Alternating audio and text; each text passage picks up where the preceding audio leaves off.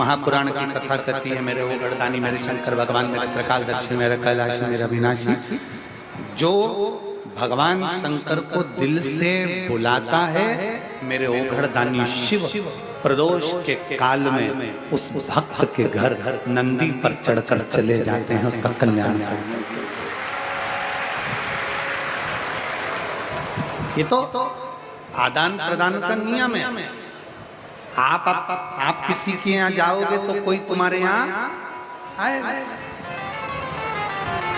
तुम्हारे इधर ऐसा होता कि नहीं होता हमको नहीं मालूम, पर हमारे इधर तो मध्य प्रदेश में, हमारे सीहोर में तो ऐसा होता है कि दीपावली के दूसरे दिन जो दिवाली का पूजन का गुजिया, पपड़िया, मठरी, लड्डू, पेड़ा, पपड़ी, खाजा,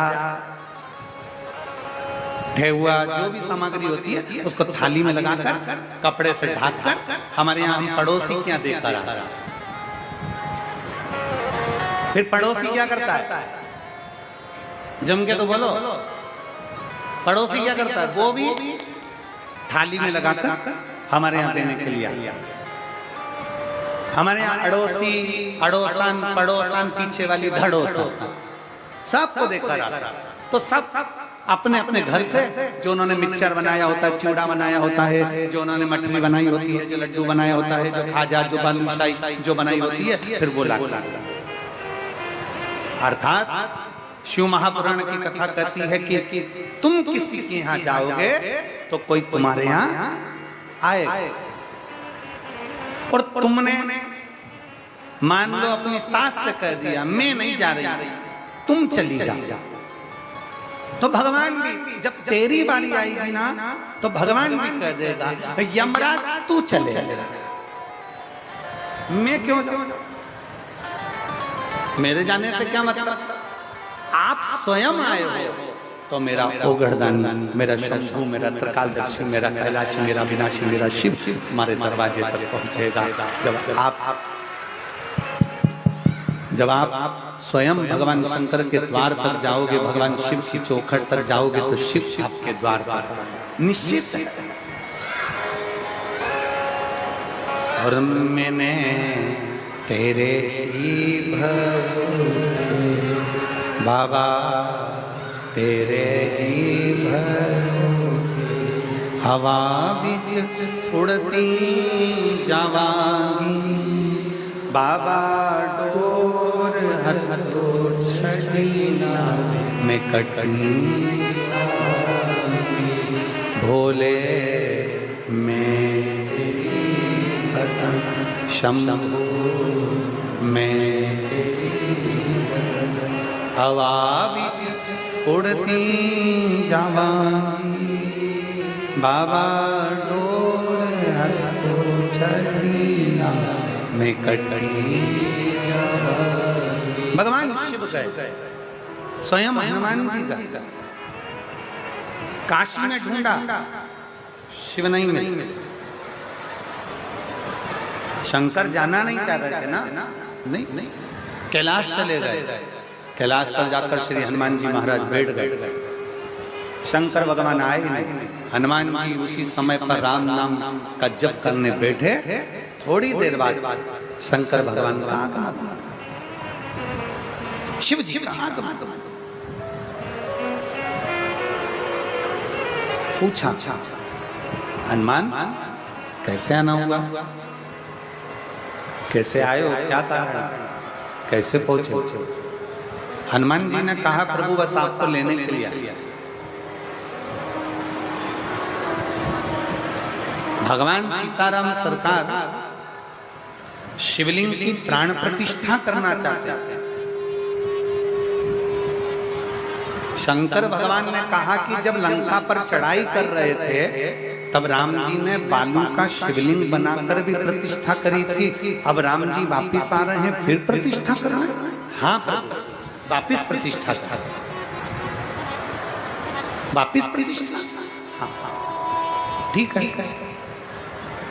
शंकर भगवान ने उसी समय हनुमान जी महाराज को एक शिवलिंग दे दिया, ये शिवलिंग ले जाओ और ये शिवलिंग ले जाकर प्रतिष्ठित कर। शंकर भगवान का शिवलिंग लेकर हनुमान जी महाराज जैसे गंधमादन पर्वत पर पहुंचे।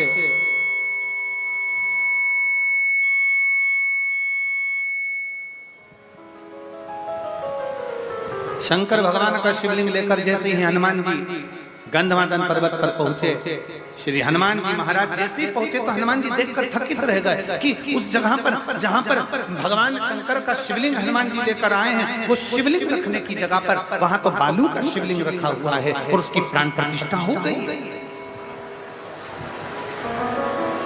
उसकी प्राण प्रतिष्ठा हो गई। हनुमान जी की आंखों में जल भर गया। सीताराम सरकार ने देखा, भगवान राम जी ने देखा कि ये हनुमान तुम रो रहे हो। सब दुनिया का हर व्यक्ति आपको रोता हुआ देख सकता है, पर केवल मेरा देव अधिदेव महादेव आपको कभी रोता हुआ नहीं देख सकता। एक पत्र और है,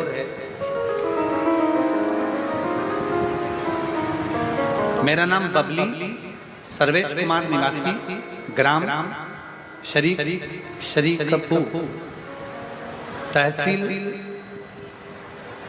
गढ़मुक्तेश्वर जिला हापुड़। मेरा मोबाइल नंबर ये है गुरुदेव, कहीं बैठी हो तो हाथ हिला सकती हैं, और अगर बैठी हो तो व्यासपीठ के पास में आ सकते हैं। मेरा नाम बबली है, सर्वेश्वर कुमार निवासी ग्राम शरीकपुर तहसील गढ़मुक्तेश्वर जिला हापुड़ का रहने वाले हैं। गुरुदेव, मेरी शादी को 12 साल हो गए थे, संतान का सुख नहीं था। दिल्ली का, हापुड़ का, मथुरा का ऐसा कोई डॉक्टर नहीं जिससे हमने जांच न कराई। हमारे यहाँ संतान का सुख का मना कर दिया था कि तुम्हें औलाद नहीं हो सकता। तब हम हार गए, और हार कर हम बैठे।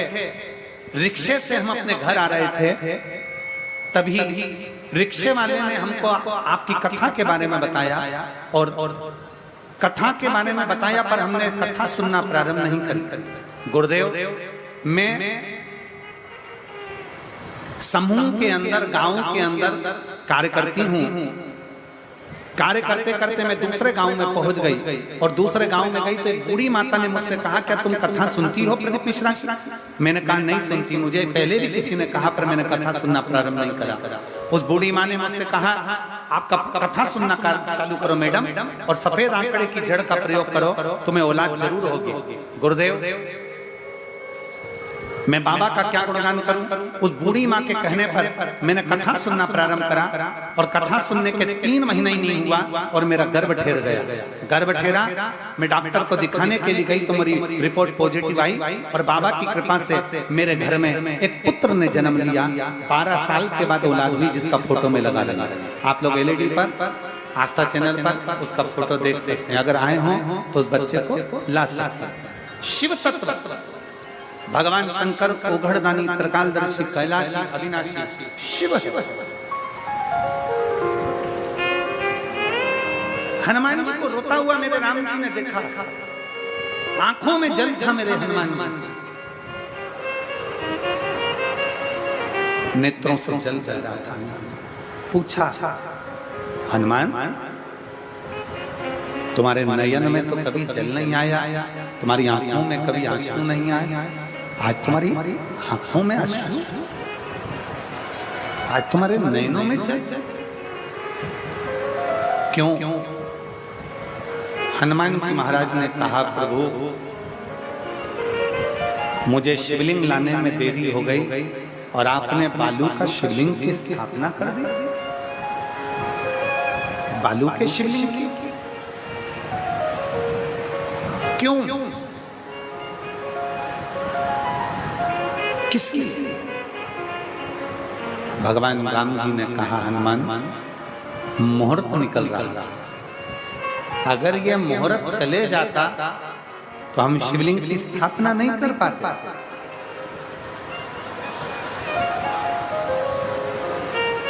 ये मुहूर्त निकल रहा था, इसलिए सीता जी ने इस शिवलिंग को बनाया, बालू का शिवलिंग तैयार करा, बालू के शिवलिंग की स्थापना करी। और हनुमान, अगर तुमको लगता है कि ये शिवलिंग रखना जरूरी है तो तुम एक काम करो, ये बालू के शिवलिंग को हटा दो और तुम जो शिवलिंग लेकर आए हो वो यहां पर रख देते।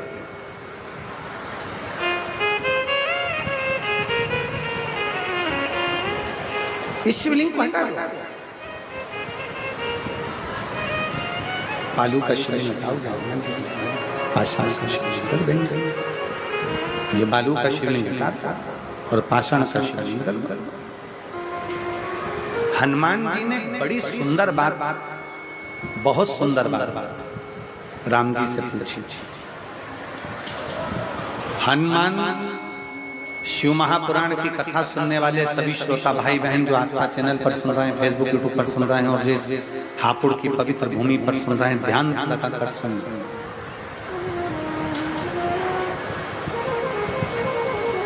राम जी से श्री हनुमान जी महाराज ने पूछा, प्रभु मुझे एक बात बताओ कि आपने मुझे शिवलिंग लेने भेज दिया और बालू के शिवलिंग की प्रतिष्ठा कर दी, प्राण प्रतिष्ठा कर दी, मुझे भेजा और आपने शिवलिंग रख दिया, ऐसा क्यों,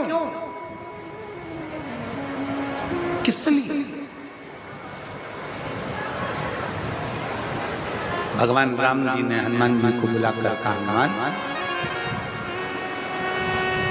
जिस समय पर प्रतिष्ठा हो रही थी शिवलिंग की, मैं ये जानता हूं हनुमान कि तू भी शंकर का एक रूप है। मैं ये जानता हूं कि तू शिवलिंग की प्राण प्रतिष्ठा के समय पर तू शंकर का एक रूप है। हनुमान प्रतिष्ठा करते समय ब्राह्मण मंत्र बोलते और शंकर का आवाहन करते, तो शिव के आवाहन की जगह तू आ जाता और इस शंकर के शिवलिंग में तू समा जाता।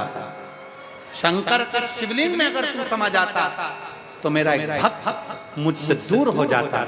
और मैं चाहता हूं हनुमान कि जब तक संसार सागर में पृथ्वी पर जब तक मनुष्य हैं तब तक हनुमान भी इस पृथ्वी पर रहकर भगवान की भक्ति करता है। हनुमान भी इस पृथ्वी पर भगवान की भक्ति करता रहे, इसलिए मैं तुझे इस शिवलिंग के अंदर प्रतिष्ठित नहीं करना चाहता।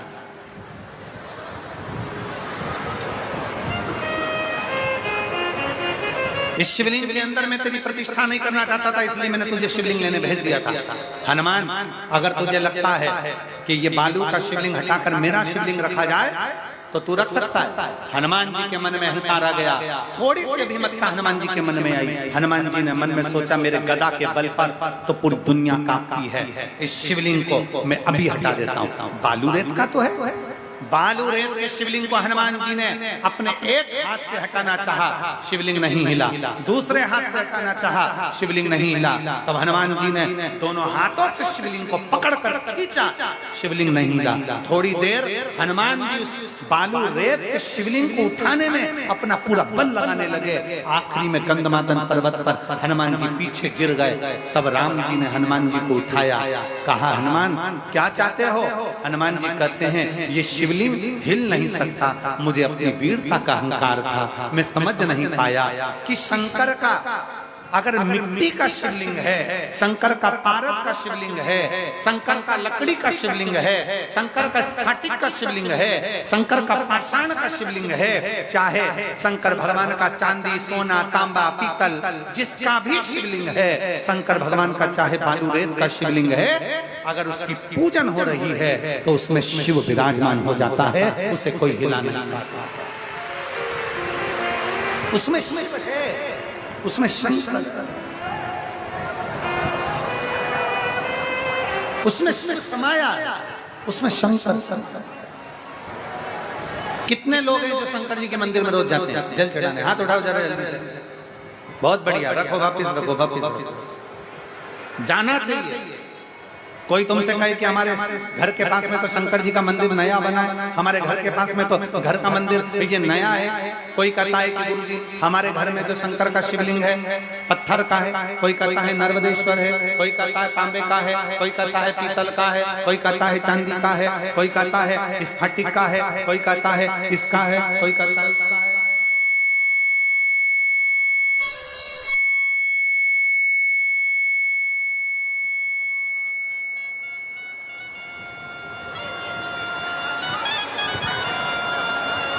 हमारे घर में तो शंकर का शिवलिंग है, वो पीतल, तांबा, स्टील, जिसका भी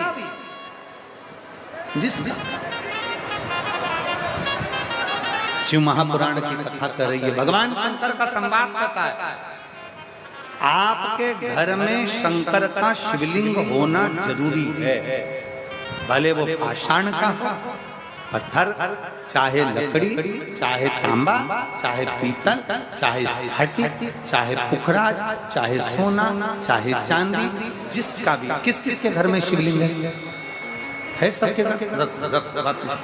साधुवाद, आपको प्रणाम, बहुत बहुत होना शिवलिंग हो घर जरूर। और महाराज, खाली ना जाता कोई दर से तुम्हारे, खाली ना जाता तुम्हारे,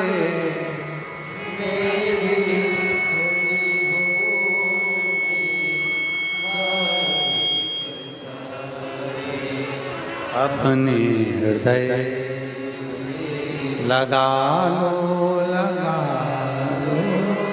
गिरा जा रहा हूँ, उठा लो, उठा भोले अपने दर से अब तो ना टालो, गिरी जा रही हूँ, उठा।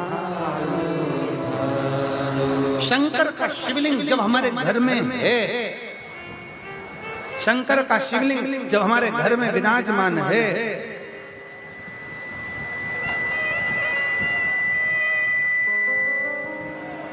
हमारे बीच में स्वामी श्री नवीन जी महाराज, अखिल भारतीय संत समिति दतिया पीठाधीश्वर पधारे हैं। एक बार जोरदार ताली।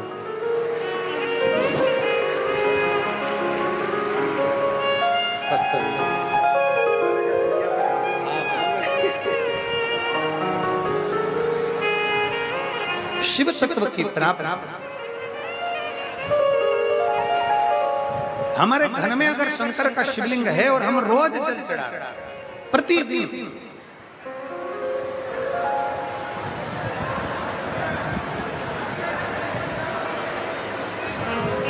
अब कई लोग कहते हैं गुरुजी हमारे घर में एक शिवलिंग होना चाहिए कि दो शिवलिंग होना चाहिए, हमारे घर में 3 शिवलिंग होना चाहिए। हम सीहोर गए,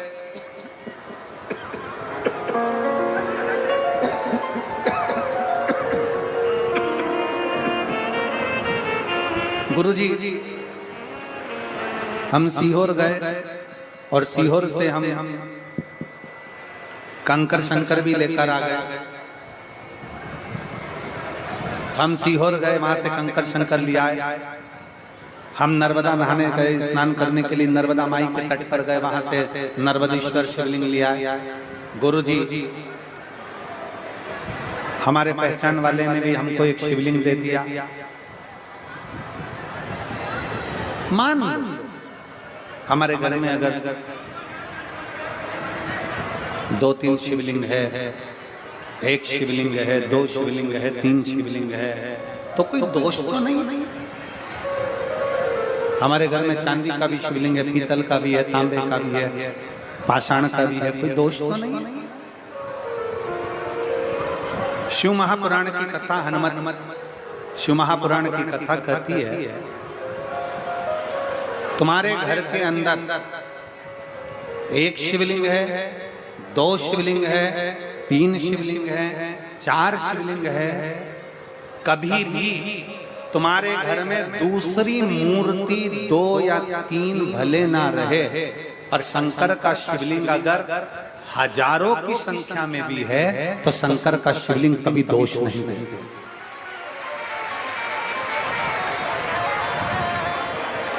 शंकर का शिवलिंग कभी दोष नहीं देता। दूसरी मूर्ति खंडित हो जाए तो उसको बदलना पड़ता है, पर अपने घर में अगर शंकर का शिवलिंग है खंडित हो गया। अपने घर में शंकर का शिवलिंग है, उसके टुकड़े भी हो गए। अपने घर में अगर शंकर का शिवलिंग है वो थोड़ा बहुत खंडित भी हो गया। मंदिर में अगर शिवलिंग है, मान लो अपने घर के अंदर शिवलिंग है, अगर वो खंडित भी हो गया तो शंकर के शिवलिंग को बाहर भेजा नहीं जाता, ठंडा करने की जरूरत नहीं होती। घर के अंदर जो शिवलिंग है वो खंडित शिवलिंग नहीं कहलाता। दूसरी मूर्ति खंडित हो गई तो खंडित कहलाएगी, देवी देवता खंडित हो गए तो खंडित कहलाएंगे, पर शंकर भगवान का अगर शिवलिंग खंडित हो गया खंडित नहीं कहलाता। शंकर भगवान का शिवलिंग अखंडेश्वर महादेव कहलाता है। शंकर का शिवलिंग सहस्त्रेश्वर महादेव कहलाता है। शिव का शिवलिंग खंडित भी हो गया तो भी स्वीकृत। बोल बम का नारा है, सारी समस्या का हल। शंकर का शिवलिंग कभी खंडित नहीं कहलाता। इसलिए जिस भाव से, जिस हृदय से, जिस चित्त से हम शंकर को, भगवान राम जी करें हनुमान जी से, तुम चाहो तो इसको उठाओ, तुम्हारा वाला शिवलिंग रख दो। हनुमान जी ने कहा उठाने का प्रयास करा, नहीं उठा। कैसा भी शिवलिंग, बालू का है, मिट्टी का है, पाषाण का है, लकड़ी का है, शिवलिंग शिवलिंग होता। पूजन आखिरी में भगवान राम जी ने हनुमान जी के हाथ से लाए हुए शिवलिंग को भी स्थापित कर दिया और कह दिया, हनुमान जो रामेश्वर धाम का दर्शन करेगा वह हनुमतेश्वर महादेव का भी दर्शन करेगा, तब जाकर उसकी रामेश्वर की यात्रा पूर्ण हो जाएगी।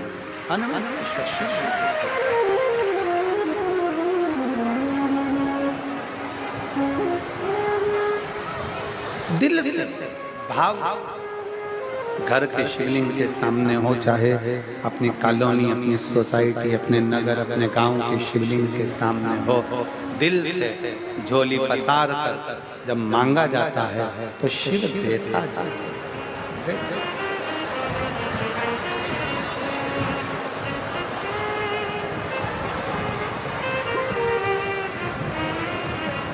मुझे तेरा ही सहारा है मेरे, जिसको सहारा है वही बोले, मुझे तेरा ही मेरे कब से खड़े हैं झोली पसार, क्यों ना सुने तू मेरी पुकार। कब से खड़े हैं झोली पसार, क्यों ना सुने तू मेरी पुकार। मुझे तेरा ही सहारा मेरे भोले बाबा, मुझे तेरा ही। सब बोलिए, कब से खड़े हैं झोली पसार, क्यों ना सुने तू मेरी पुकार। कब से खड़े हैं झोली पसार, क्यों ना सुने तू मेरी पुकार। ओ कब से खड़े हैं झोली पसार, क्यों ना सुने तो मेरी पुकार। कब से खड़े हैं झोली पसार, क्यों ना सुने तो मेरी पुकार। मुझे तेरा ही सहारा है मेरे भोले बाबा, मुझे तेरा ही सहारा।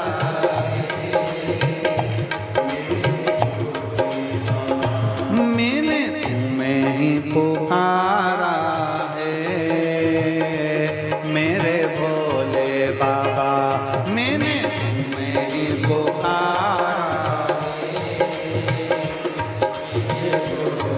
बड़े भाव से दोनों हाथ से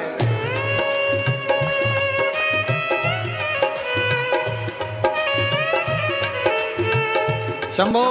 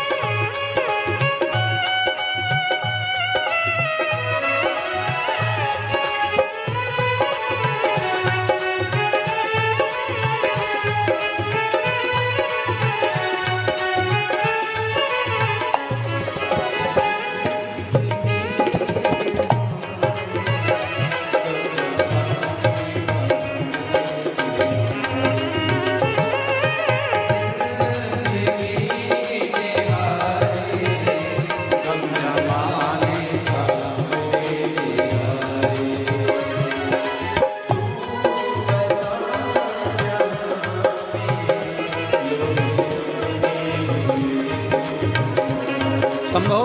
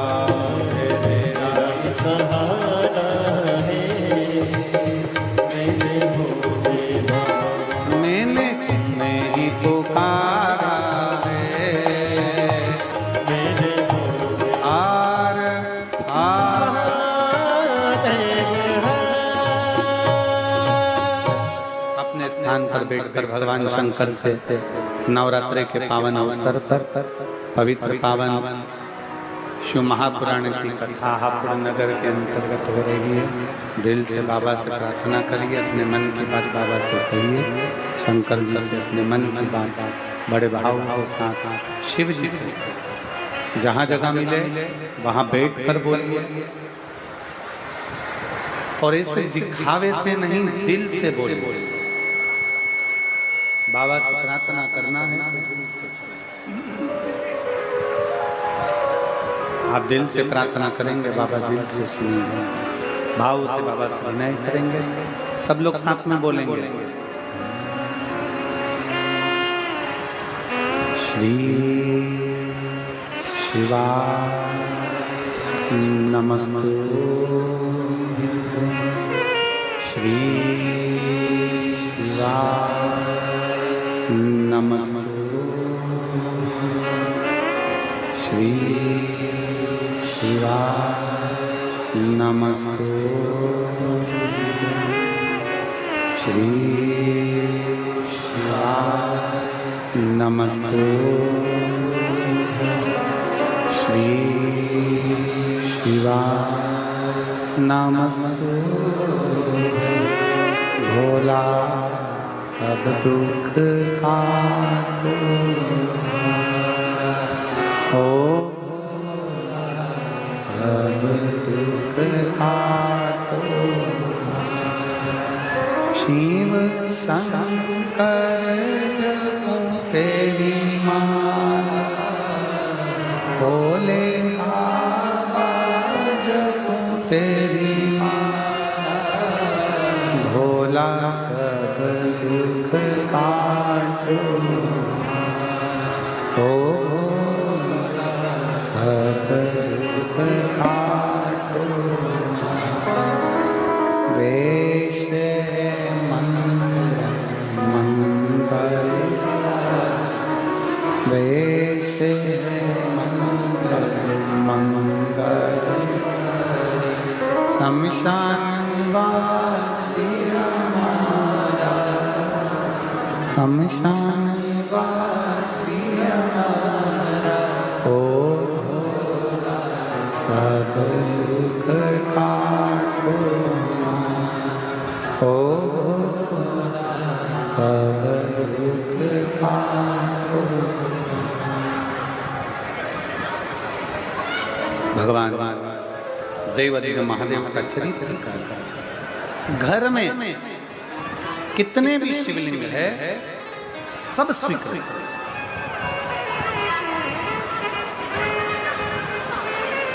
अनगिनत भी शिवलिंग अगर घर के अंदर हैं तो वो पूजनीय।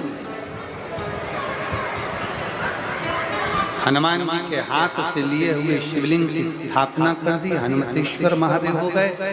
समय का चक्र जब बिगड़ता है तब उस समय पर कोई साथ नहीं रहता, तब हमने जो भगवान की अविरल भक्ति को धारण करा है, जब हमने भगवान शंकर की कथा को श्रवण किया है, तब हमने जो भगवान शंकर के मंदिर में एक लोटा जल समर्पित किया है, तब हमने जो भगवान शंकर की भक्ति को किया है, श्री शिवाय नमस्तुभ्यं बोला है, ओम नमः शिवाय बोला है, पंचाक्षर मंत्र नमः शिवाय बोला है, वो शिव नाम, वो भगवान का भजन, वो कीर्तन, वो मंत्र जाप, वो नाम जाप हमारा साथ निभा देता है। बस शिव महापुराण की कथा कहती है, भगवान शंकर का चरित्र कहता है, शिव तत्व कहता है, अपनी वाणी की श्रेष्ठता रखता है।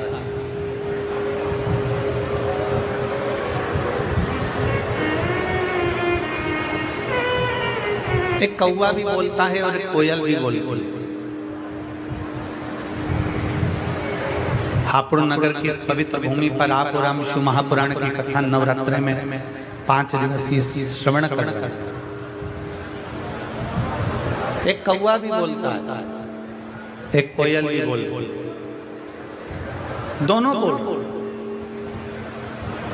कौवा भी बोल रहा है, कोयल भी बोल रहा है।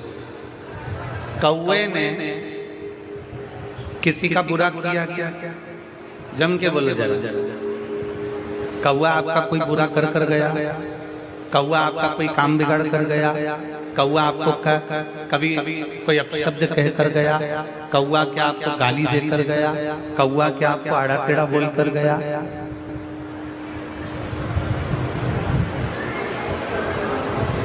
कौवा और कोयल दोनों बोल, शांति रखो।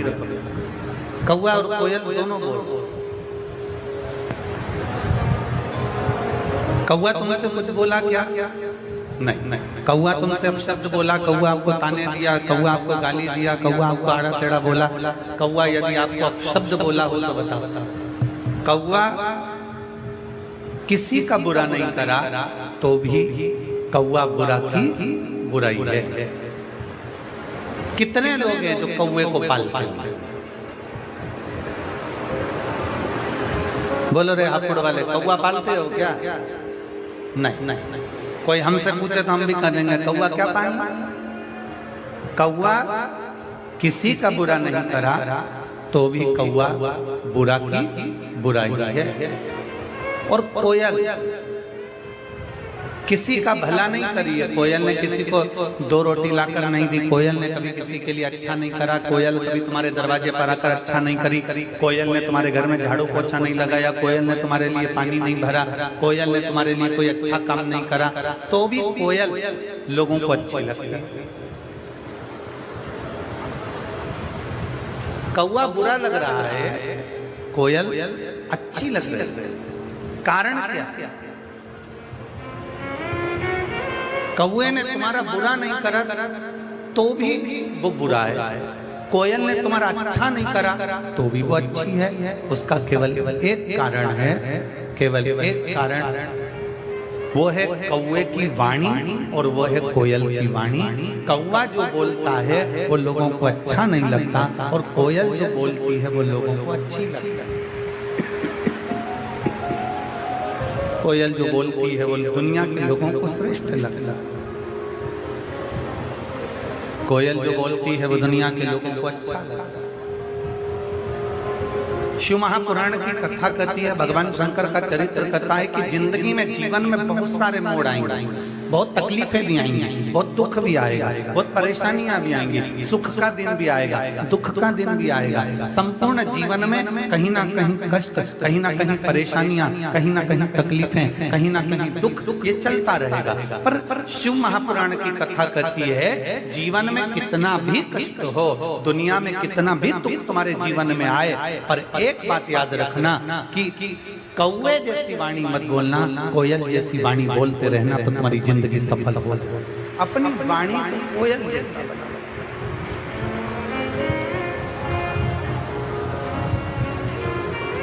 अपनी वाणी को श्रेष्ठतम बनाना। और जब वाणी को श्रेष्ठतम बनाएंगे। जब वाणी की श्रेष्ठता उत्पन्न करेंगे तो अपने आप सब आपसे जुड़ते चले जाएंगे, सब आपके करीब में आते चले जाएंगे, सब आपके नजदीक में आते चले जाएंगे।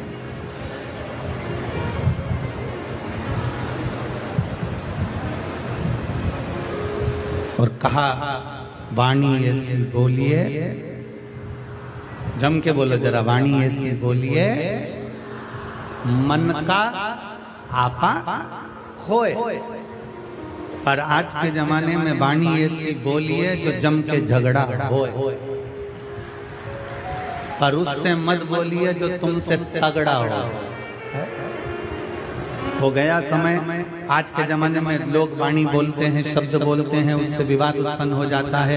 प्रयास करो, आप जितना अच्छा बोल सकते हो, जितना अच्छा रह सकते हो, जितनी अच्छी जिंदगी अपने घर में निकाल सकते हो, जितना अच्छा जीवन अपने आनंदमय घर में निकाल सकते हो, उतना निकालने का प्रयास है।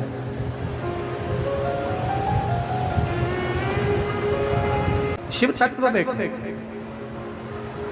कौआ कभी किसी का बुरा नहीं करता तो भी कौआ बुरा है, और कोयल किसी का भला नहीं करती तो भी कोयल अच्छी है। कारण है उसकी वाणी। कितना भी सुख का समय आ जाए, कितना भी दुख का समय आ जाए, कितनी भी संपदा का समय आ जाए, चाहे कितना भी तकलीफ का समय आ जाए, आप अपनी वाणी पर संयम रखिए, अपनी वाणी से मिठासता दीजिए, आप अपनी वाणी से श्रेष्ठता दीजिए।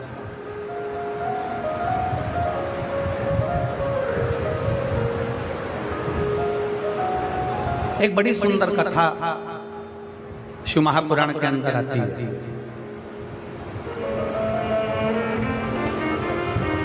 भगवान देवादिदेव महादेव माता पार्वती को नंदी पर बिठाकर उनके मायके लेकर जा रहे हैं,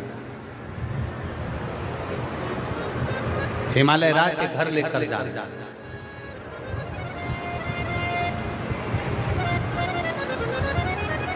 माता पार्वती जी नंदी पर विराजमान है, भगवान शंकर माता पार्वती को लेकर जा रहे हैं। पार्वती जी मायके जा रही हैं, और मायके जाते जाते जाते जाते बीच में पार्वती जी ने शंकर भगवान से थोड़ी देर नंदी रोकने को कहा। बाबा आप थोड़ा नंदी को रोकेंगे, बाबा आप थोड़ा नंदी को रोकेंगे। भगवान ओघड़दानी भगवान शंकर नंदी को रोकने के लिए नंदी को आदेश देते हैं, नंदी रुको। नंदी रुक जाता, प्रभु आज्ञा।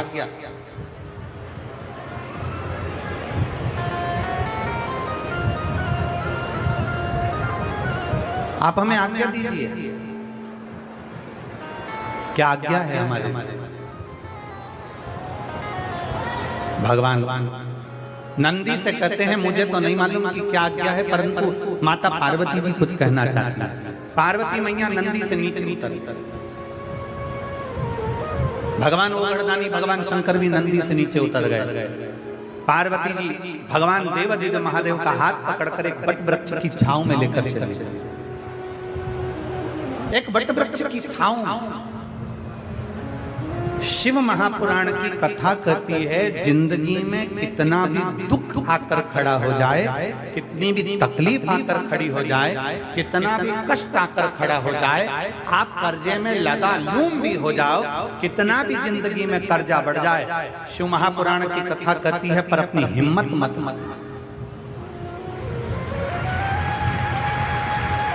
अपनी हिम्मत मत हारना। कर्जा बढ़ गया ना कोई बात नहीं, तकलीफ बढ़ गई ना कोई बात नहीं, दुख बढ़ गया ना कोई बात नहीं, कष्ट बढ़ गया ना कोई बात नहीं। इससे पहले वाली कथा में नांदगांव महाराष्ट्र में हमने कहा था समुद्र की लहर आती है। लहर मतलब होता है कि जो आई है वो जाए।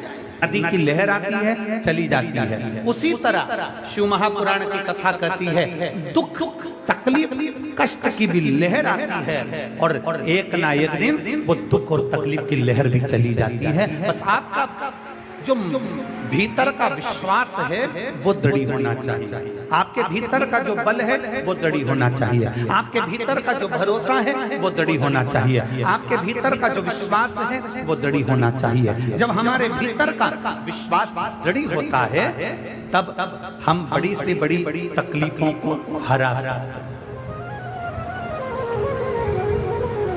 दुख की घड़ी में क्या करना है, तकलीफ की घड़ी में क्या करना है? शिव महापुराण में एक शंकर भगवान के शिवलिंग का वर्णन आता है, बटकेश्वर महादेव।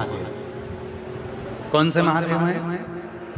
जम के बोलो जरा, बटकेश्वर महादेव। फिर एक बार वापस बोलिए।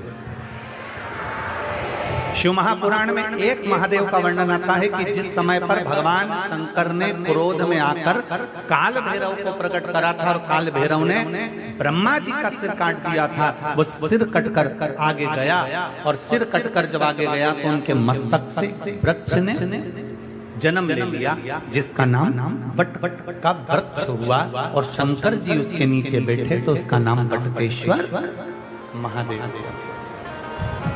वो बटकेश्वर महादेव।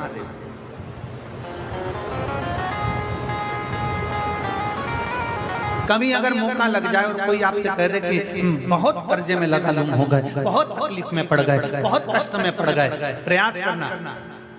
अगर कर्जा ज्यादा है तो मेहनत ज्यादा करना, कर्जा ज्यादा है तो कर्म ज्यादा करना है, कर्जा ज्यादा है तो रात दिन एक करना है, कर्जा ज्यादा है तो आप तकलीफों में घिरे क्यों हो? क्योंकि कर्जा होने के बाद आप मेहनत कम कर देते हो। कर्जा हो गया, मेहनत को 4 गुना बढ़ाओ। कर्जा हो गया, अपनी लगन को 4 गुना बढ़ाओ। कर्जा हो गया, अपने कर्म को 4 गुना बढ़ाओ और साथ में अपनी मेहनत को बढ़ाते बढ़ाते बट वृक्ष के नीचे 1 लोटा जल शंकर भगवान को चढ़ाना प्रारंभ करो और बड़ी थोड़ी सी जड़ लाल वस्त्र में लेकर अपनी पर्स में या अपनी जेब में या अपने संदूक में या अपनी अलमारी में उसको रखो।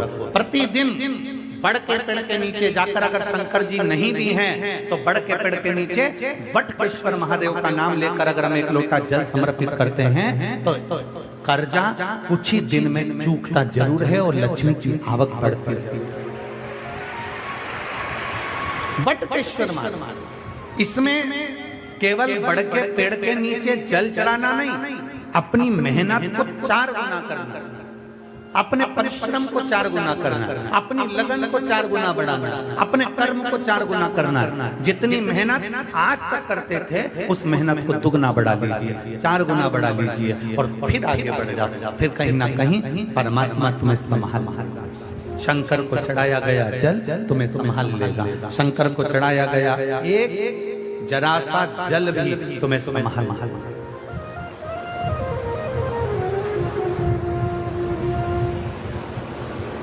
शिव का नाम हम तो आप लोगों से भी कहेंगे, प्रैक्टिकल कर देखना। कहीं सीहोर वाला महाराज झूठ तो नहीं बोल रहा। प्रैक्टिकल करते रहना चाहिए, प्रयास में लगे रहना चाहिए। और हमने पहले भी कथा में कहा कि प्रैक्टिकल जरूर करो। एक महाराज जी प्रवचन दे रहे थे, प्रवचन में बोल रहे थे मदिरा नहीं पीना चाहिए, शराब नहीं पीना चाहिए। मदिरा पीने वाला व्यक्ति गटर में पड़ा होता है, नाली में पड़ा होता है। उसमें एक महाराज का पहचान वाला बैठा था, उठकर खड़ा हो गया। खड़े होकर बोला, महाराज तुम इतना बड़ा बड़ा प्रवचन दे रहे हो, तुम्हारा सगा भाई पी के तो नाली में पड़ा है, गटर में पड़ा है, और तुम हमको ज्ञान दे रहे हो। अपने भाई को क्यों नहीं समझाते? महाराज जी को क्रोध नहीं आया। महाराज जी ने कहा, भाई मैं भी प्रवचन दे रहा हूँ, मेरा भाई भी प्रवचन दे रहा है, मैं मुख से समझा रहा हूँ, मेरा भाई प्रैक्टिकल करके दिखा रहा है। ये आपकी मर्जी है, आप कैसे समझेंगे आपके ऊपर है। प्रैक्टिकल जरूर करना चाहिए। सीहोर वाले महाराज ने कहा हम प्रैक्टिकल कर देखते हैं। सीहोर वाले महाराज ने बोला हम जरा कर देखते हैं। और प्रयास करो, एक बार प्रैक्टिकल जरूर करो। माता पार्वती जी को लेकर शिवजी बट वृक्ष की छांव में पहुंचे। भगवान उगड़दानी बट वृक्ष की छांव में पहुंचे। शंकर भगवान ने माता पार्वती जी का हाथ पकड़ा और बट वृक्ष की छांव में भगवान शंकर पहुंच गए। बोल पार्वती क्या कहना चाहती? बोलो माता पार्वती, क्या बोलना चाहती हो, क्या कहना चाहती हो?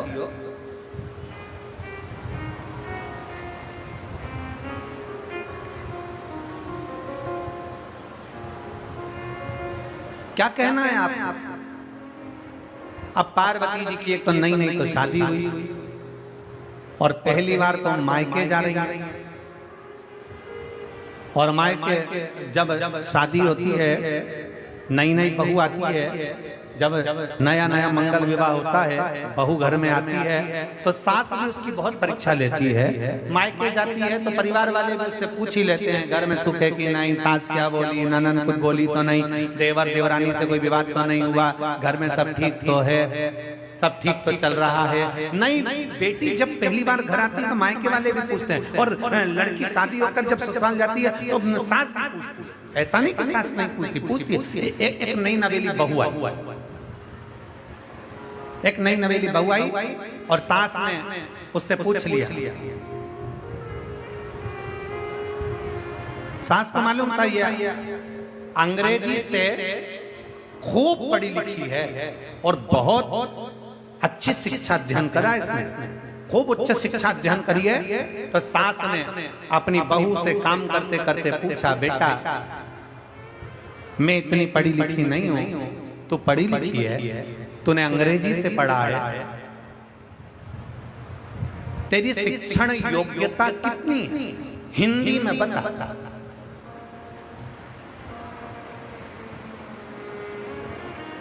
सास ने पूछा तेरी शिक्षण योग्यता कितनी है, हिंदी में बता, क्योंकि मेरे को अंग्रेजी नहीं आती। क्या करा है तूने, क्या पढ़ाई करी तूने, कहां तक पढ़ी तूने, तेरी शिक्षण योग्यता क्या है, मुझे हिंदी में बता। अब बहू ने सिर पे पल्लू लेकर तुरंत कहा, मम्मी अब हिंदी में कैसे बताए। बहू तो बेचारी चक्कर खाई, पहले सोचा बेचारा कि मैं क्या बताऊं इसको, हिंदी में बताना है क्योंकि सास पढ़ी लिखी नहीं, अंग्रेजी जानती नहीं। तेरी शिक्षण योग्यता क्या है, हिंदी में बता। बहू ने बताया, नेत्र नेत्र चाय। बहू ने क्या बताया, जम के बोलिए, जम के बोलो जरा, नेत्र नेत्र चाय। सास ने पूछा ये कौन सी शिक्षण योग्यता है। बहू बोली, मम्मी IIT। ये कौन सी शिक्षण योग्यता है, तो कहा IIT। सास ने माथा ठोका, हाथ जोड़े, तू जितनी पढ़ी लिखी वैसे बोल, तू हिंदी रह, तेरी हिंदी मेरे को समझ में आने, क्योंकि उसने बोल दिया नेत्र नेत्र चाय, आई समझ तेरे बस का।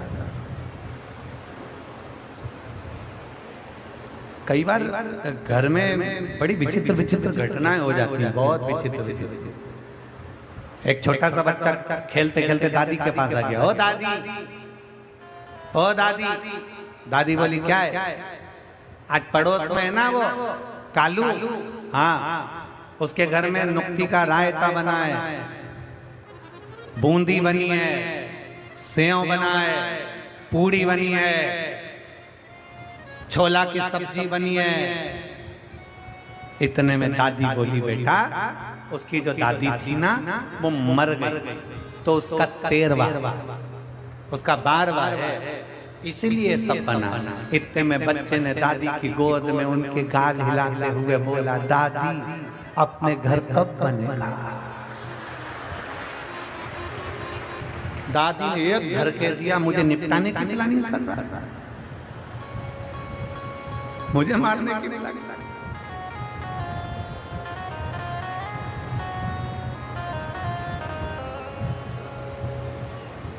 घर का भाव दूसरा रहता। पार्वती जी हाथ पकड़कर शिव जी बटकेश्वर बड़ के पेड़ के नीचे बैठ गए, बड़ के पेड़ के नीचे बैठकर भगवान शंकर ने पूछा पार्वती जी से, बताओ पार्वती जी क्या बात है, क्यों नंदी को रोका गया, मायके जाना क्यों नहीं चाहती, मायके क्यों नहीं जा रही है, रुको जरा बताओ।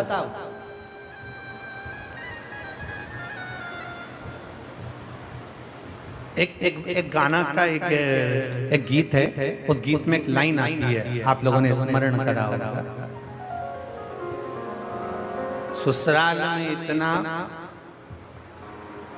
प्रेम मिले कि मायके के कभी, क्या है इसको, क्या कहते हैं, ससुराल में इतना प्यार मिले मायके कभी ना याद आए। बाबुल की दुआएं लेती जा तुझको सुखी संसार। ससुराल में इतना प्यार मायके की कभी ना याद आए। किसको याद नहीं आती मायके की? जिसको ससुराल में अधिक प्रेम मिले, जिसको ससुराल में अधिक स्नेह मिले, जिसमें ससुराल में अधिक सम्मान मिले, आदर मिले, सत्कार मिले, तो मायके की याद नहीं आती। पार्वती जी को भगवान शंकर उनके मायके छोड़ने जा रहे हैं, मायके लेकर जा रहे हैं। पहली बार शादी होने के बाद पहली बार पार्वती जी मायके जा रही थी, पर उतर गई नंदी से नीचे और बट वृक्ष की छांव में चली गई। भगवान शंकर के साथ बढ़ के पेड़ के नीचे बैठ गई। शंकर भगवान ने पूछा, पार्वती तुम मायके नहीं जाना चाहती, तुम मायके नहीं जाना चाहती? पार्वती जी ने शंकर भगवान से कहा, प्रभु मेरा मन मायके जाने का नहीं।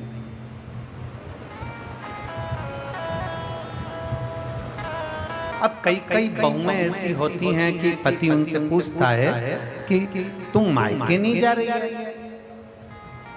पत्नी कह देती है, मेरा मन अब की बार मायके जाने का नहीं। फिर पति थोड़ा डिप्रेशन में आ जाता है, क्यों नहीं जा रही, क्या कारण हो गया? उसके सुध में नहीं आया। उसने एक दिन अपनी पत्नी से पूछ लिया कि तुम मायके क्यों नहीं जाना चाहती, क्या हो गया, मायके क्यों नहीं जा रही है? इतने में पत्नी ने कह दिया, अब की बार मैं मायके नहीं जाऊंगी, मैं आपके साथ नैनीताल जाऊंगी। नैनीताल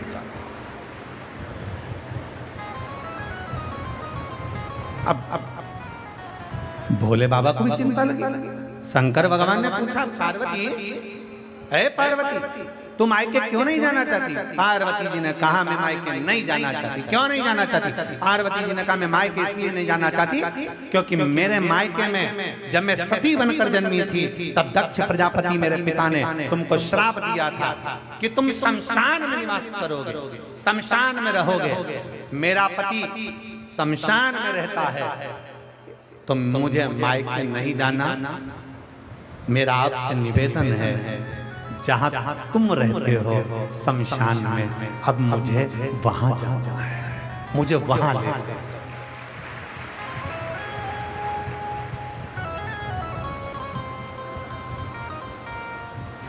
बहुत बहुत ध्यान देने वाली कथा है। ए हापुड़ की जीजी और हापुड़ के जितने मेरे जीजा बैठे हैं वो भी ध्यान, बहुत समझने वाली कथा। पार्वती जी कह रही हैं, मैं मायके नहीं जाना चाहती, मुझे लेकर चलना है। तो आपको मेरे पिता ने श्राप दिया था शमशान में रहने का, शमशान में चले, मुझे शमशान लेकर चलिए। और घर की बहू वही श्रेष्ठ है जो शमशान को भी स्वर्ग बना दे। वो घर की बहू है।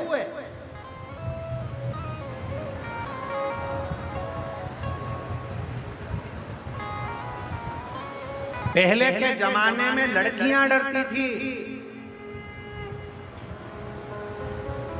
शादी करने में, सास कैसी मिलेगी, ससुराल कैसा मिलेगा। आज के जमाने में सास ससुराल पूरा डरता है, जगदम्बा कैसी आएगी, पूरा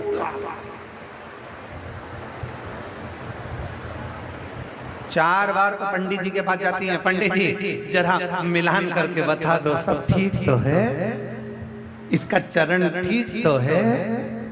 पंडित जी ने पूछा तुम लड़की देखी आई? हाउ कैसी लगी? हम गए थे गुरुजी, हम मेरठ गए थे उसको देखने के लिए गुरुजी, हम उसको देखने के लिए गाजियाबाद गए थे गुरुजी, हम उसको देखने के लिए दिल्ली गए थे गुरुजी, हम उसको देखने के लिए यहाँ गए थे गुरुजी, हम उसको देखने वहां गए थे। हम 15 लोग लड़की देखने गए गुरुजी, लड़की इतनी बढ़िया है, इतनी बढ़िया है गुरुजी, उसके मुंह से आवाज तक नहीं निकली। हमने जितना पूछा उतनी बोली, बहुत शालीनता, बहुत सीधी गुरुजी। हम उसका फोटो भी लेकर आए, जरा देखकर बताओगे कैसी है? गुरुजी बोले अभी नहीं बोली है, पर घर आएगी जब वो बोलेगी तो तू भी डोलेगी। अभी काहे बोले? अभी उसको आफत मोल लेना है, शादी करेंगे।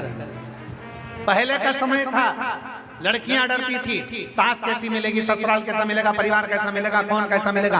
आज के जमाने में घर के लोगों को डर लगता है, हमारे एक बेटा, केवल एक बेटा है, भगवान से निवेदन है बहू अच्छी है, उसको लेकर चले, परिवार को लेकर चले, नातों को लेकर चले, रिश्तों को लेकर चले। पहले के समय में 4-5 बेटे होते थे तो सास ससुर को भी लगता था अगर एक भोजन नहीं देगी तो चलेगा, दूसरी नहीं देगी तो चलेगा, तीसरी के पास रह लेंगे, तीसरी ना देगी तो चौथी के पास रह लेंगे, कोई तो भोजन देगा। और आज के जमाने में तो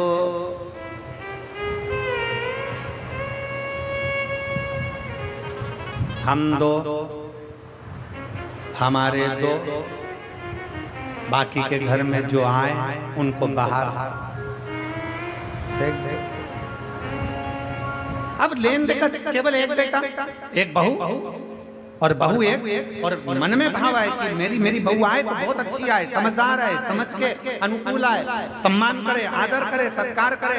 और फिर निवेदन करूंगा इस व्यासपीठ के माध्यम से, हापुड़ की इस पवित्र भूमि से, नवरात्र के पावन अवसर पर ना कभी सास बुरी होती है, ना कभी बहू बुरी होती है। मेरा कोई बेटी कभी बुरी नहीं होती, ना सास बुरी है ना बहू बुरी है।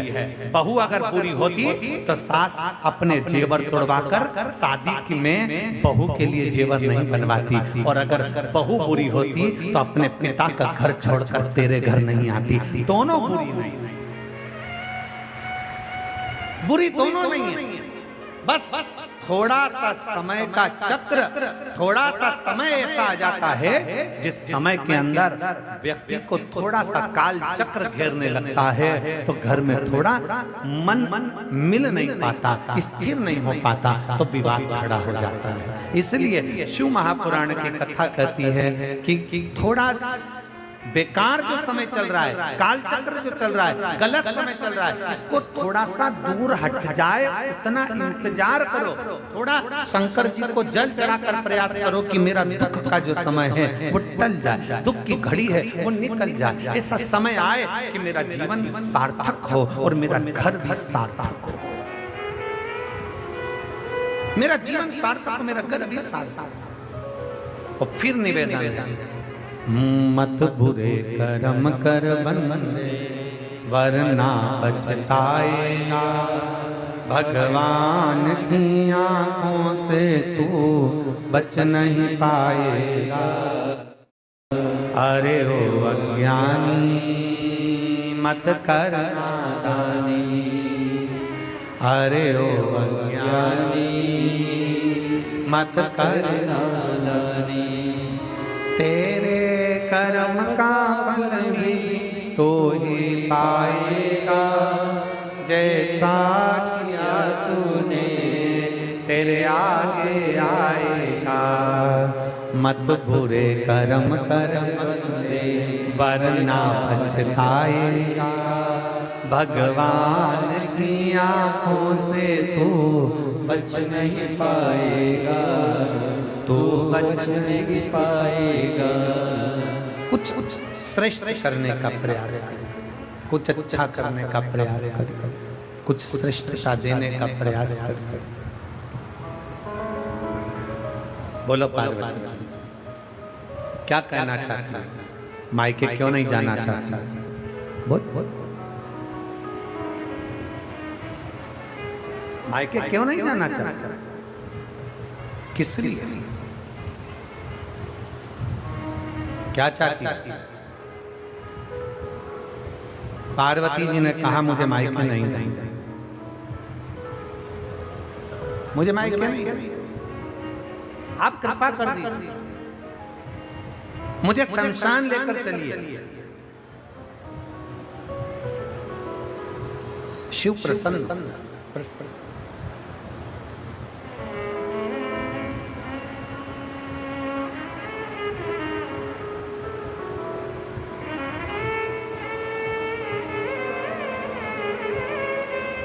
मेरे ओघड़दानी कब क्या कृपा करते हैं, मेरे शंकर कब करुणा कर देते हैं ये मालूम नहीं पड़ता। पार्वती जी आज बड़े आनंद में बोल रही हैं मुझे कैलाश, मुझे शमशान जाना, और दुनिया का केवल एक ही स्थान है जहां अमीर गरीब सबकी शान सम है, इसलिए उसका नाम सम शान है। अमीर जाता है वो भी बांस में, गरीब जाता है वो भी बांस पे, अमीर जाता है वो भी घास पर, गरीब जाता है वो भी घास पर, अमीर जाता है वो भी सफेद कपड़े में, गरीब जाता है वो भी सफेद कपड़े में, अमीर जाता है वो भी राख का ढेर बन जाता है, गरीब जाता है वो भी राख का ढेर बन जाता है, बादाम खाने वाला जाता है तो भी राख बन जाता है, और गुलाब जामुन खाने वाला जाता है वो भी राख बन जाता है, सूखी रोटी खाने वाला जाता है वो भी राख बन जाता है।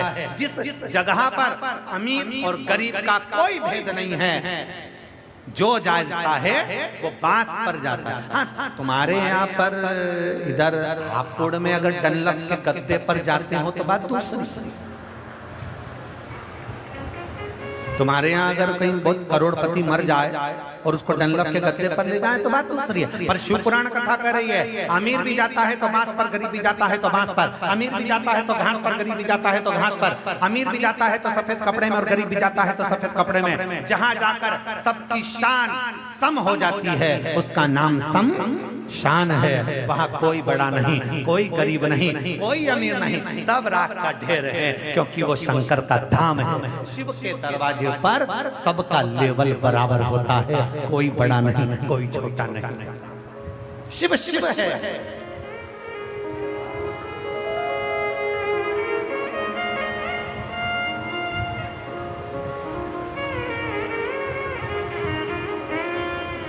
आप लोग तो गंगा जी के पास में रहते हो, गंगा पैसे वाले को ज्यादा पार लगाती है कि गरीब बड़े को ज्यादा पार लगाती है?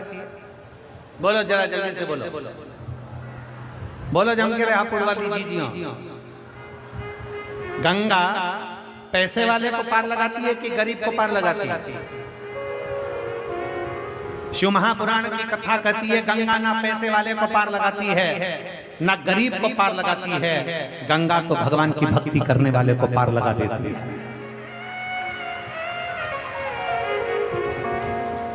गंगा ये नहीं देखती कि पैसे वाला है कि गरीब है, इसीलिए शिव महापुराण की कथा कहती है शंकर की कथा में जाना तो अपने तन पर कोई सोना चांदी, कोई हीरा पन्ना, सोने की चैन ब्रेसलेट, कोई सोने का सामान, कोई आभूषण लेकर कथा में नहीं जाना, कीमती मोबाइल लेकर कथा में नहीं जाना, कीमती सामान लेकर कथा में मत जाना, 2-5 हजार रुपए की चप्पल पहनकर कथा में मत जाना। शिव महापुराण की कथा कहती है गंगा नहाने जाओ तो कोई कीमती सामान लेकर मत जाओ, शिव पुराण में जाओ तो कोई कीमती सामान लेकर मत जाओ, शंकर के दरवाजे पर जाओ तो कोई कीमती सामान लेकर मत जाओ। कितने लोग हैं, कितने लोग हापुड़ के जिनके बुजुर्ग मरे होंगे तो सोने का सामान पहनकर शमशान में गए होंगे? कोई गया? बोलो तो जरा। कोई नहीं। रात को मरे तो आधी रात कोई सब नोच लेंगे चोटे।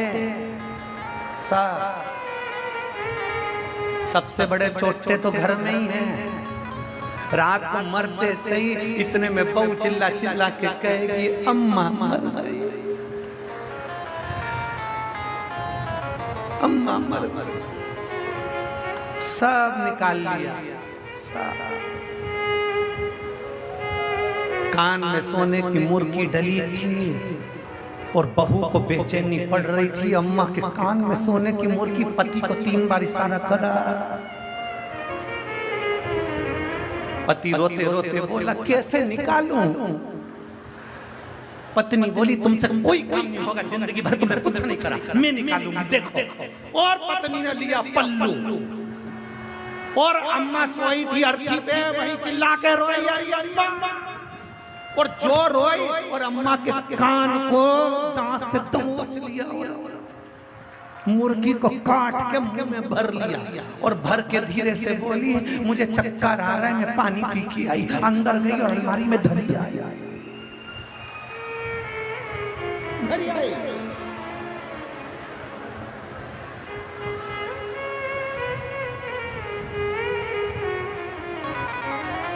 इसीलिए कहते हैं मेरे बाबा के दरबार में सब लोगों का खाता। मेरे जहाँ जगह मिले वहाँ बैठकर बेस कम करो अंदर का और क्लियरनेस लाइए साउंड में। बाबा से विनय करिए, निवेदन करिए, प्रेशर बढ़ाओ। भगवान देवदेव महादेव से विनय करिए, विनती करिए। जहाँ जगह मिल जाए वहाँ बैठकर बड़े प्रेम से बाबा से विनय करिए, निवेदन करिए।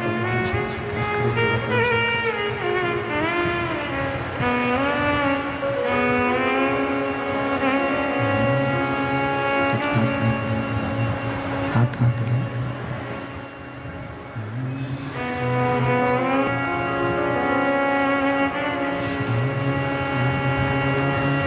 शिवाय नमस्तुभ्यं श्री शिवाय नमस्तुभ्यं श्री शिवाय नमस्तुभ्यं श्री शिवाय नमस्तुभ्यं श्री शिवाय नमस्तुभ्यं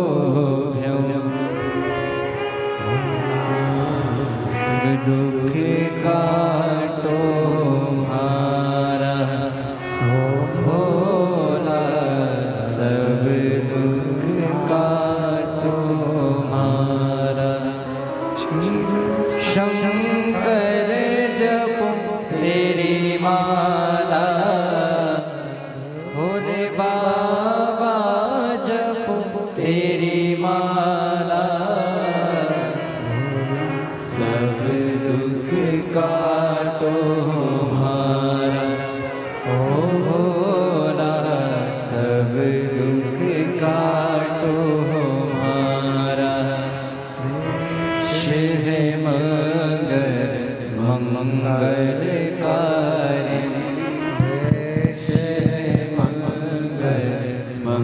मंगलकारी शमशान वासी हमारा,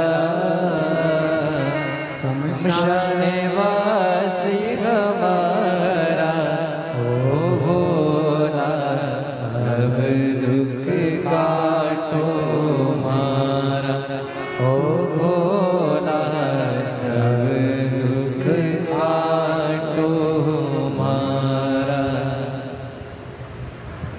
भगवान देवदेव महादेव भगवान शिव जिनकी पवित्र कथा कर रही है, आप चाहे कथा के अंदर, आप चाहे गंगा नहाने के लिए जाएं, चाहे कथा श्रवण करने के लिए जाएं, आप चाहे शिवालय जाएं, देवालय जाएं,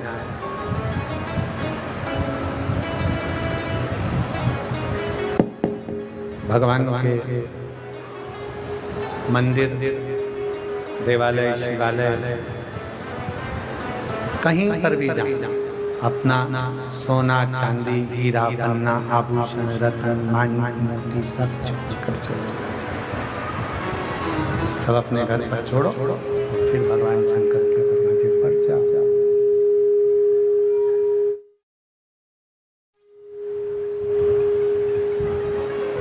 भगवान शिव तुम्हारे आभूषणों से या तुम्हारे रतन से या तुम्हारी माणिक मोती सोना चांदी से शंकर नहीं रीझते। शिव रीझते हैं तुम्हारे विश्वास और तुम्हारी श्रद्धा से।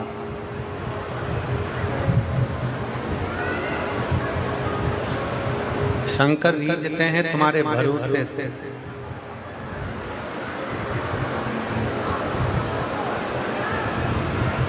बिना विश्वास के शिव रीझता भी नहीं। पार्वती जी ने कहा कि मेरे को शमशान जाना। क्यों? किस लिए? भगवान देवदेव महादेव ने जब पूछा तो पार्वती जी कहती हैं कि आपको श्राप लगा है कि आप शमशान में रहेंगे। आपको श्राप है, आप शमशान में रहेंगे। तो मुझे भी शमशान जाना।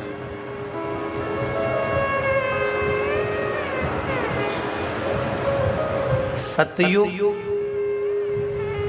त्रेता, द्वापर,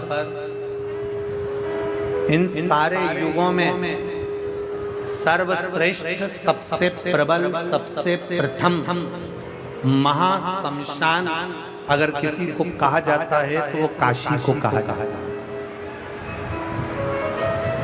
किसको कहते हैं? जम के बोलो जरा। काशी। महाशमशान की गणना अगर करी जाती है, महाशमशान अगर कहा जाता है, महाशमशान अगर बोला जाता है, सतयुग में भी महाशमशान काशी को कहा गया, त्रेता में महाशमशान काशी को कहा गया, द्वापर में महाशमशान काशी को कहा गया। काशी महाशमशान। शिवजी को जो श्राप लगा था दक्ष प्रजापति का कि तुम्हें शमशान में रहना पड़ेगा, तो शंकर भगवान कौन से शमशान में रहते? मां काशी में मेरे ओघड़दानी रहते। शिवजी कहते हैं चल पार्वती, मैं तुझे लेकर चलता हूं शमशान।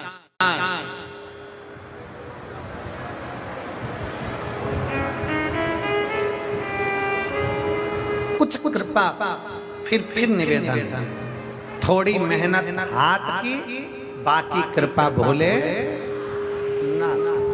थोड़ी मेहनत आपको करना, थोड़ा परिश्रम आपको करना, थोड़ा प्रयास आपको करना, फिर बाबा पर छोड़ दो। ओघड़दानी मेरा शंभू धन से कभी नहीं रीझना। इस पवित्र भूमि से यही विनय है कि मेरा शंकर कभी भी धन से नहीं रीझता।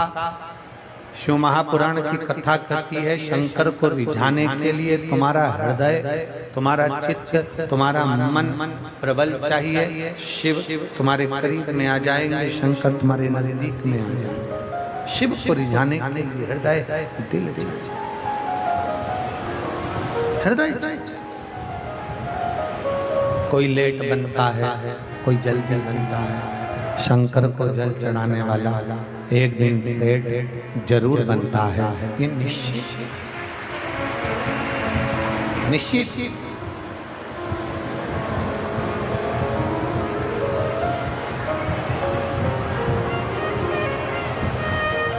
एक पत्र और है। मेरा नाम सौरभ, मैं मोदी नगर, निवाड़ी रोड, धोलड़ी गांव से आया। आप आ जाओ, एक बेलपत्र लगाना। श्री शिवाय नमस्ते। आ जाइए। मेरा नाम सौरभ है, मैं मोदी नगर, निवाड़ी रोड, धोलड़ी गांव से हूँ। एक लोटे जल का मैं क्या वर्णन करूं गुरुदेव। मैं संगीत सीख रहा हूँ, मेरा दिल्ली संगीत में सीख रहा हूँ, और दिल्ली में संगीत का ऑडिशन देने गया था तो पहली बार में सिलेक्शन नहीं हुआ, दूसरी बार गया सिलेक्शन नहीं हुआ, तीसरी बार गया सिलेक्शन नहीं हुआ। मैंने सोचा अब नहीं जाऊंगा ऑडिशन देने के लिए, और मैं अपने घर आ गया। बड़ा दुखी हुआ। तभी आपकी कथा मेरी माता के कहने पर मैंने श्रवण करी और शंकर के मंदिर में जाकर जल चढ़ाना प्रारंभ करा। जब जल चढ़ाना प्रारंभ किया, गुरुजी मैं बाबा को नहीं जानता था, मैं शंकर पर इतना विश्वास तो नहीं करता था जितना आपकी कथा पर करा, और विश्वास कर मैं शिव को जल चढ़ाना प्रारंभ करा। जल चढ़ाकर एक बेलपत्री में शहद लगाकर शंकर को लगाकर मैं ऑडिशन के लिए फिर अप्लाई करा, और बाबा को मैं धन्यवाद देने के लिए आया हूं गुरुदेव। जब चौथी बार मैं शंकर पर भरोसा कर पूरी मेहनत के साथ गया तो मेरा ऑडिशन में हो गया सिलेक्शन। मैं बाबा को यहाँ धन्यवाद देने के लिए आया हूँ, बाबा को प्रणाम करने के लिए आया। ये शिव है, शंकर है,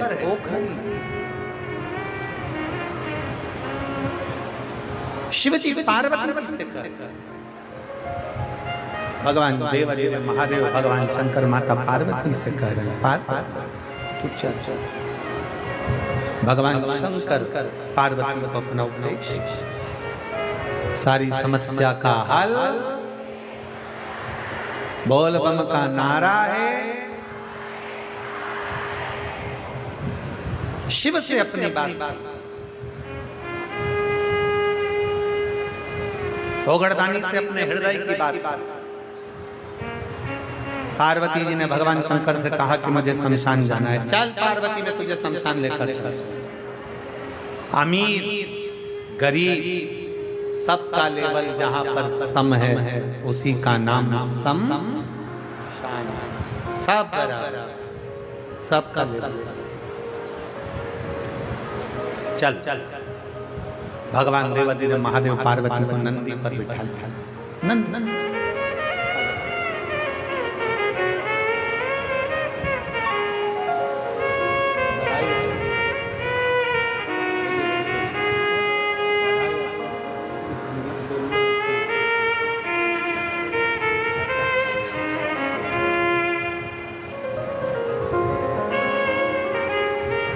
शिव तत्व भगवान नंदी पर पार्वती जी को बिठा लिया, और नंदी पर माता पार्वती को बिठाकर भगवान शंकर कैलाश काशी के लिए चले।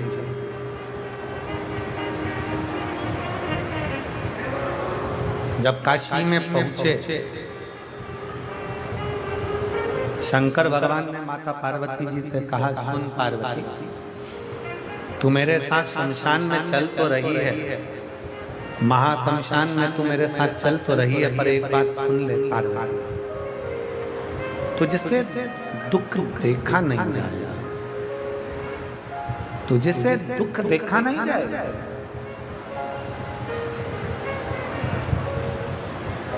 तो शमशान में दुख देखकर बड़ी परेशान हो जाएगी पार्वती।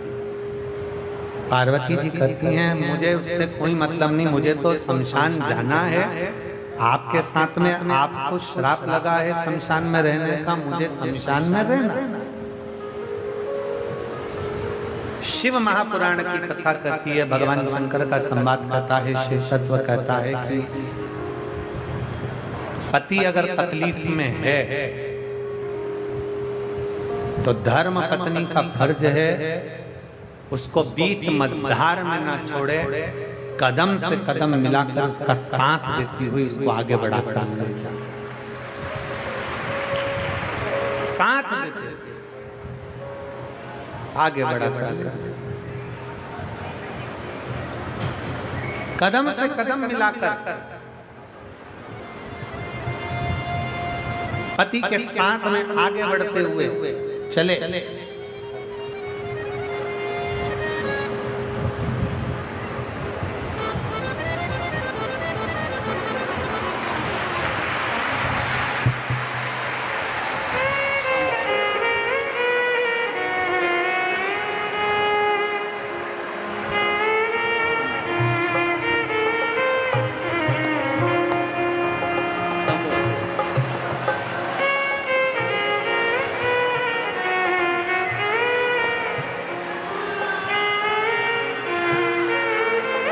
6 महीने के ये बच्चे हुए।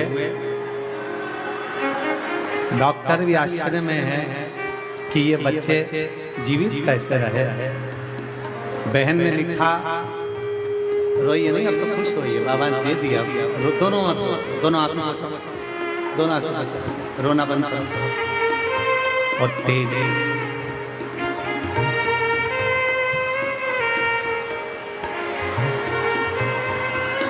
तेरी कृपा बिना न मिले एक भी अणु, लेते हैं श्वास तेरी कृपा से तनो तनो। बखान क्या करूं मैं राखों के ढेर का, चपटी भभूत में है खजाना कुबेर का।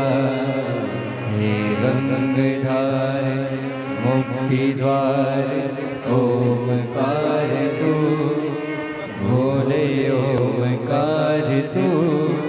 आयो शरण तेरा शंभुकार कार तू। बखान क्या करूं मैं राखों के ढेर का, चपटी भभूत में है खजाना कुबेर का। इन्होंने पत्र में लिखा, डॉक्टर ने मना कर दिया था कि कभी मां नहीं बन सकती। अभी दोनों रो रहे थे ना, वो रोने का कारण केवल इतना है कि डॉक्टर मना कर दिया था कि मां नहीं बन सकती, पर पंडाल में बैठकर कथा सुनने का क्या इतना नियम है। उन्होंने पत्र में लिखा कि ग्रेटर नोएडा की केवल एक दिन की कथा में अपनी बहन के साथ पंडाल में बैठकर सुनी और बाबा को प्रार्थना करी, तुम मेरी लाज न रखे। पर वो सीहोर वाला प्रदीप मिश्रा भी तो बोलता है कि बाबा झोली भरता है। मैं पंडाल में आई हूँ विनय करने के लिए, तेरी कृपा हो, तेरी करुणा हो, तेरी दया। 6 महीने के बच्चों को जन्म दिया। 6 महीने का बच्चा डॉक्टर कहता है कि कैसे रह गया, आश्चर्य है। और बाबा की कृपा से दोनों बेटे बाबा ने संभाले। बाबा के थे, बाबा ने संभाले।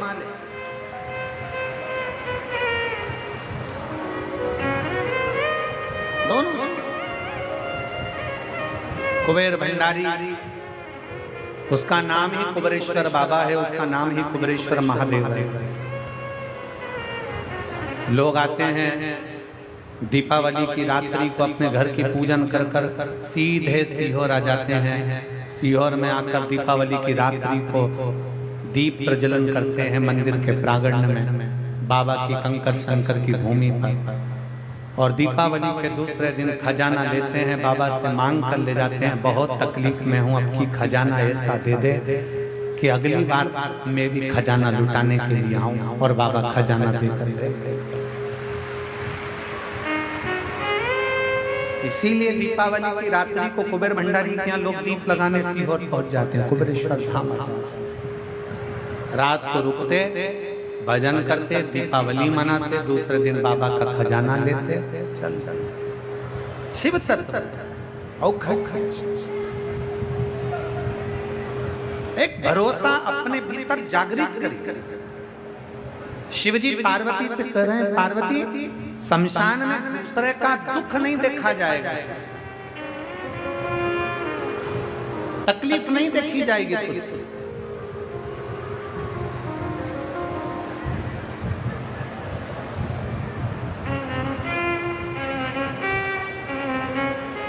कैसे सहेगी? पार्वती जी कहने लगी मुझे तो जाना। शमशान में, काशी में पार्वती जी चली गई। देवादिदेव महादेव माता पार्वती जी के साथ विराजमान थे। तभी माता पार्वती का ध्यान गया एक छोटे से बच्चे पर जिसकी आयु मात्र 5 वर्ष की थी। केवल 5 वर्ष की आयु है उस बालक की,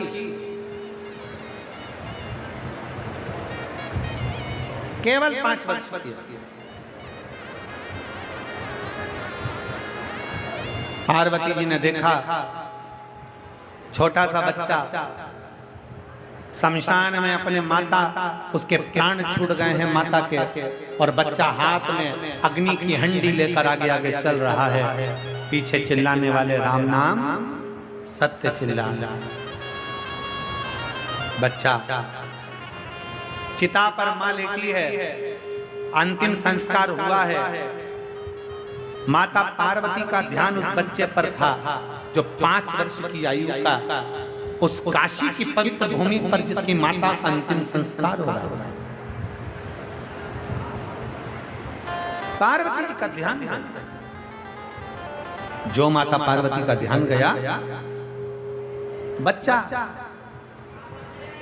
अपनी माता का अंतिम संस्कार कर रहा है। इतनी देर में माता पार्वती एक बूढ़ी माँ का रूप रखती रखती उस बच्चे के पास में पहुंच, एक बुजुर्ग का रूप रखकर, एक बूढ़ी का रूप रखकर। किस रूप में परमात्मा आता है, कैसे रूप में भगवान आता है, कोई नहीं जानता।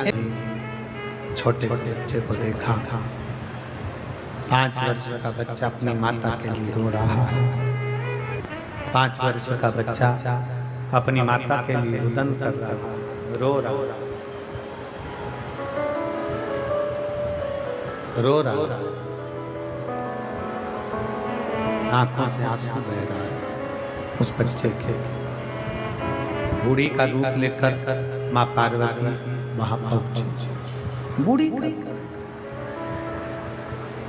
और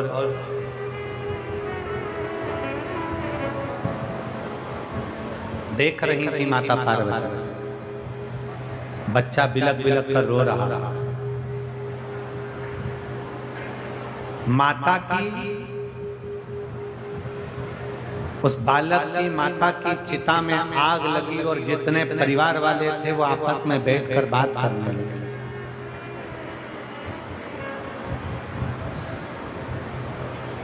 आपस में बैठकर बात कर रहे हैं।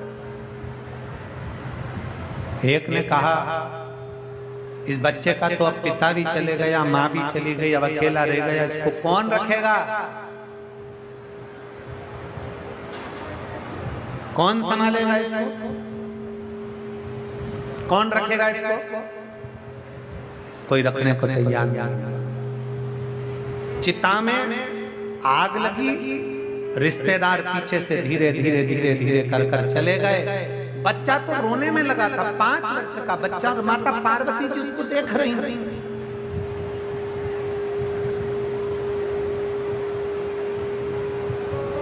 माता पार्वती देख रही थी। बूढ़ी का रूप रखकर माता पार्वती जी की दृष्टि खड़ी।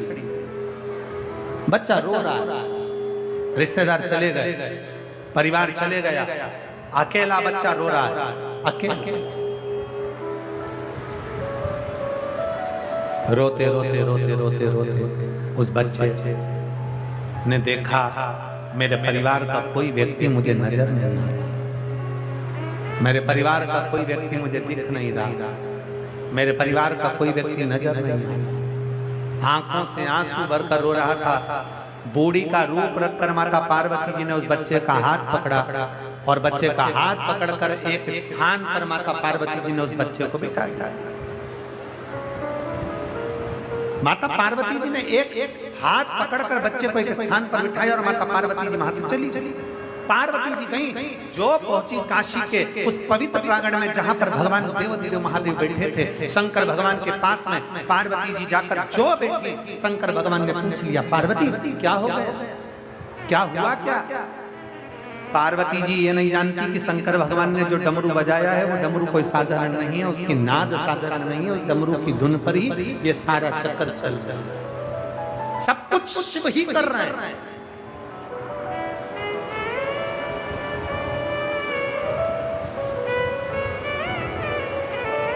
सब शंकर। और फिर निवेदन,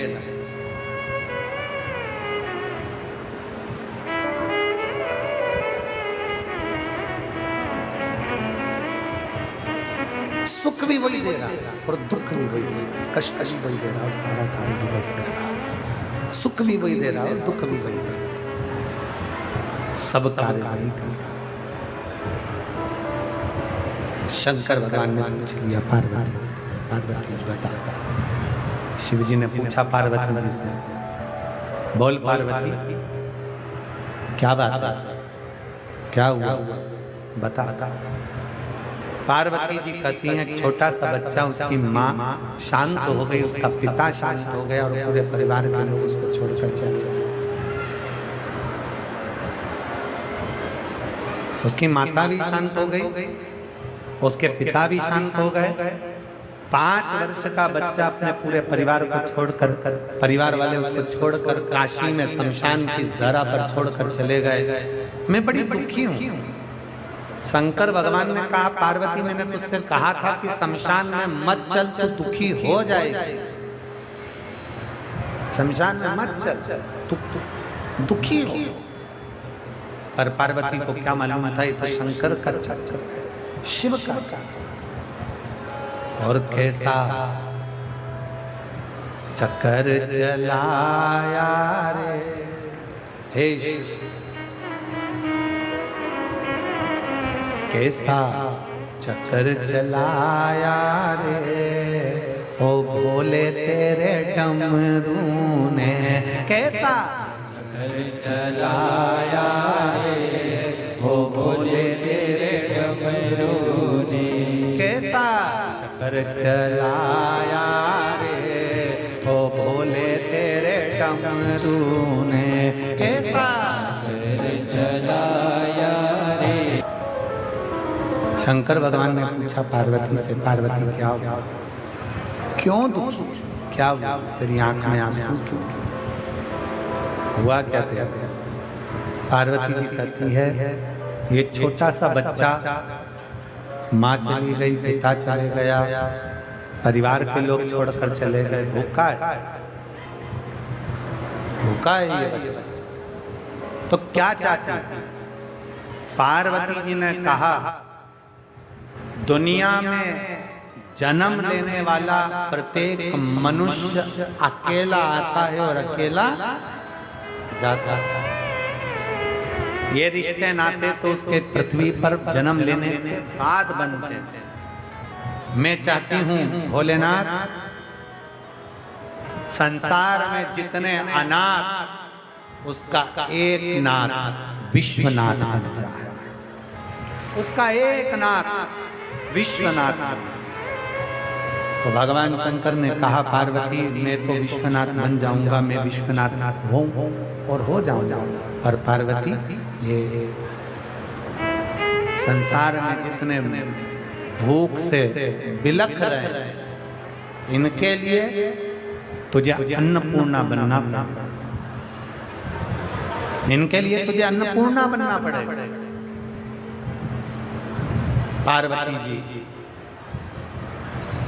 शिव जी को वचन देती हैं कि अपने शंकर के भक्त का पेट भरने के लिए, संसार के संपूर्ण विश्व के कल्याण के लिए पार्वती अन्नपूर्णा बनेगी,